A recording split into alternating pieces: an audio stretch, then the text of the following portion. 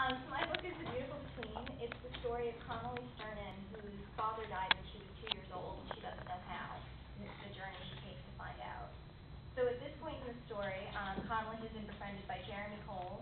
He's the most popular boy in school. Connelly thinks of him as the prince of her school, and she's just discovered that his sister Kate is sick, and she's also trying to figure out how that kind of plays into her own father's death. Jeremy sits behind me like he always does in physics, so I don't see his face until class is over and we're packing up. I'm in full panic mode because nothing that Mr. Creel said today made sense to me. I want to ask Jeremy for help, but he leaves the room without looking at me. I watch his back. How can he be so calm when I'm so nervous? I've been worried all morning about looking, saying, and doing the right thing that I haven't even thought about my father, and that seems wrong too. I should care about what I now know. He was ill. There was no terrible fall, no fatal accident. He was sick.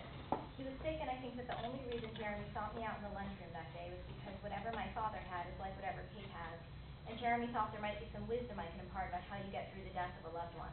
He never thought I was cool. He never cared about helping me with physics. That doesn't make me angry. He was looking for help for me. But I was 2 years old when my father died. A 2-year-old doesn't even know enough to know that she's getting through something. And I'm just as clueless now. At 16, I still haven't gotten through what happened to my father. How can I have gotten through it when I don't know what it is? But I think that whatever's wrong with Kate might tell me what was wrong with my dad. At lunch, Jeremy finds me at the usual table. He sits down beside me and looks around the cafeteria. Jeremy would never transform all the kids into knights and ladies, the teachers into earls and duchesses.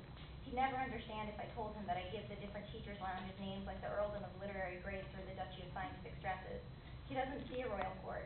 He just sees girls in their short skirts with tall boots and just the right shoulder bags, boys in baseball caps and jeans. How does everyone else spend the time that I spend spinning in my head? I would be bored. Then I would be lonely.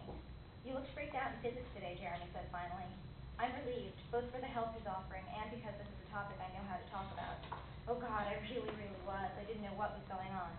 Not to worry. Let's get in some tutoring before tonight's cigarette break. I'll come over around 8, okay? Jeremy is a physics knight in shining armor.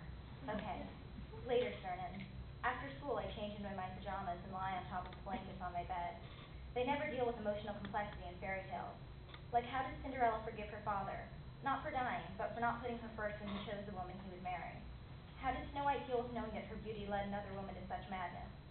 How did Rapunzel survive being locked in a tower, not only imprisoned but never able to set her feet on the ground, something that would drive most people crazy? Did she ever run her hands along the stone floor, wondering what dirt would feel like? Did she ever consider jumping out that window? Did she ever want to cut off her own hair, a fairy tale version of cutting off your nose to spite your face? And most intriguing of all, what about her relationship with that wicked witch? How do we even know she was wicked? The witch fed her and put a roof over her head, high and solitary though it might have been. I prop myself up on my pillows, twist my neck so I can see out the window.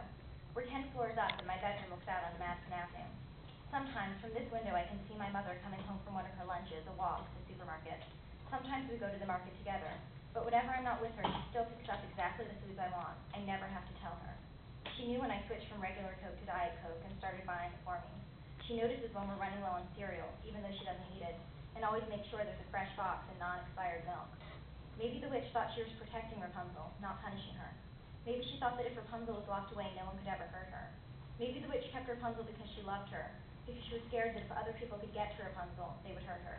And maybe Rapunzel didn't understand the witch. Maybe she was angry at her, but maybe she loved her too.